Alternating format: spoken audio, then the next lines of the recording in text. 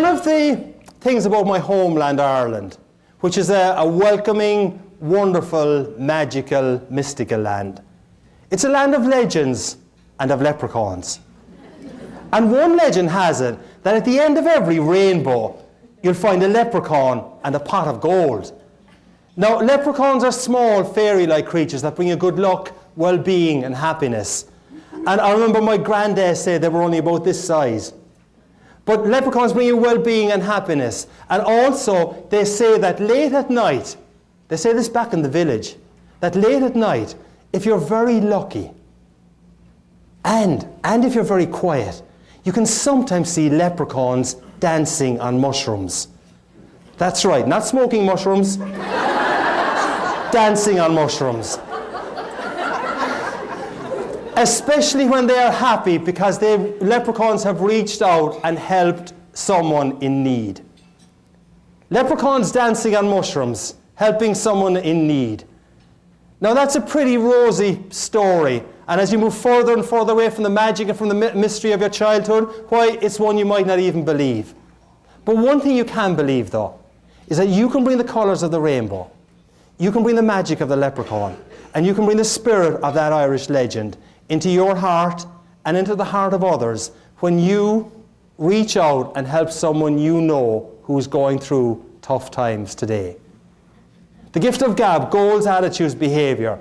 If you had a goal to reach out and help someone in need today, and I would bet that everyone here in this room knows someone today who is struggling. That's the world that we're living in. But if you were to reach out and help someone, you can make a difference to that person. And when you reach out and help that person, you may well actually sow a seed. And that next person may reach out and help someone else, and the next person may reach out and help someone else, and the next person may reach out and help someone else. Every one of us here has been someone else at some stage. If you ask yourself, what do I want my attitude to be when things go wrong? You're not going to say, I want to be annoyed, I want to be upset. When you ask yourself the question, what do I want my attitude to be? You're more likely to say, I don't want to be angry, I don't want to be annoyed about this. And having answered that way, you will make some effort not to be angry and not to be frustrated. And I'll give you an example where it helped me a couple of years ago. I was driving in the western suburbs of Chicago in heavy rush hour traffic. Came to a set of traffic lights, turned left at the traffic lights, and a few seconds after turning left, I noticed in my rear view mirror a mobile discotheque. Cop car, flashing lights. So I pulled to the slower lane, he pulled to the slower lane. And I remember saying to myself, well, Holy St. Patrick and St. Bridget. Bit of respect there, please.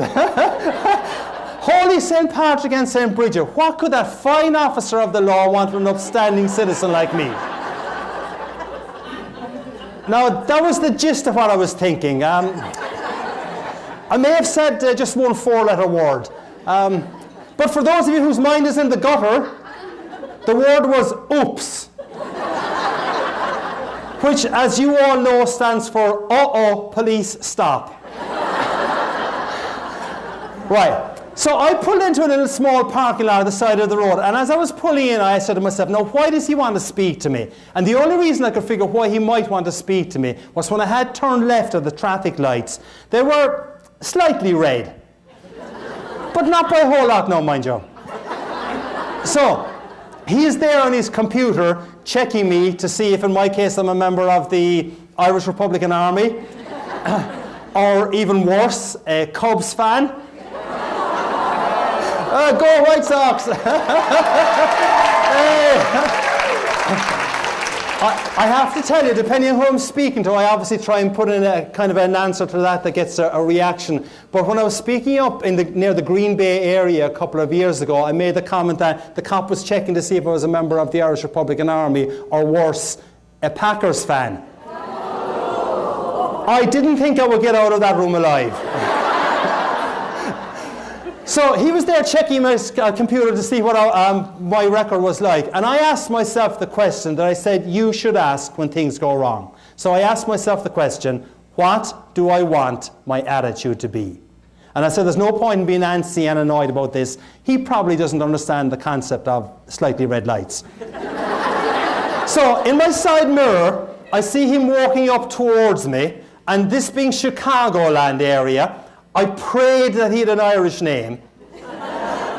I prayed that he had this vision of Ireland, that the roads are still unpaved, that milk is brought to the creamery via donkey and cart, and that traffic lights, if they exist at all, are, well, basically advisory. I look up, Officer Schmidt, who proceeded to tell me in minute detail what I had done wrong. He asked for my license and he asked for my insurance. Now, none of this is made up, I promise you. I had asked myself the question, what do I want my attitude to be? As he is looking at my license, he says to me, "Sir, I like your attitude." I'm thinking, woohoo, I'm getting away with this. Then he looks at my insurance and he says, "Sir, your insurance certificate is out of date." My wife normally looks after that, officer. He smiled. I think he realized he was dealing with one more administratively incompetent husband. Ladies, you know the story, I'm sure. And he just handed back the insurance certificate to me, and he said, "Look, take it easy on that one." Now, I should tell you that this event happened on the 16th of March. Okay? One day before St. Patrick's Day. So the rest of the conversation went as follows. We're having great, good fun, and as you will see, it continued that way. So the rest of the conversation went, "How much will this cost me, officer?" He said, "I'll cite you for the red light. I'll leave you go on the insurance. That'll cost you $75, sir." $75? Do you know how many pints of Guinness I can get tomorrow for $75? The guy cracked up laughing. I think he thought I was on crystal meth.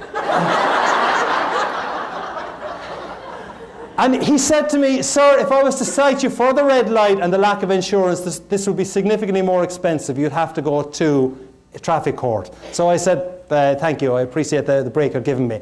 I pulled into a very small parking lot with only one access and egress, so I had to turn the car around and drive by Officer Schmidt. As I drove by Officer Schmidt, I kid you not, he waved to me with a genuine smile.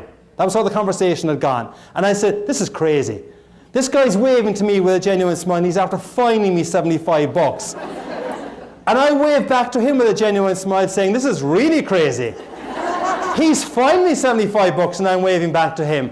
But what Officer Schmidt, though, would not have known was that for only $75, I had got a really memorable anecdote about the importance of asking yourself a really powerful question when things go wrong. And when things go wrong, and they will for every single person in this room at some stage, the question to ask yourself is, what do I want my attitude to be? It's a powerful question. If you get stuck in a traffic jam on the 88 this afternoon or 3:55 or going home, and there's nothing you can do about it, ask yourself the question, what do I want my attitude to be? Your behavior creates your brand, believe it or not. How you behave determines what people say about you. What people say about you is what your brand actually is. But let's go back to Officer Schmidt for a second, and I want to give you an example of behavior here. After that incident with Officer Schmidt where he gave me the $75 ticket, I went home to my darling wife of so many years looking for sympathy. Did I get it? No. See, you women are all the same. So I'm sitting there at the kitchen table looking for sympathy and saying to my wife, "Well, do you know how many pints of Guinness I could get tomorrow for $75? Nothing. This was after 22 years of happy marriage. Now we've been married 29.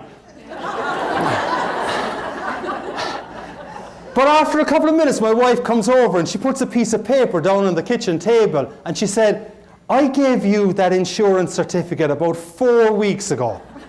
I knew you wouldn't put it in the car." I looked up at her and I said, "So it's your fault?"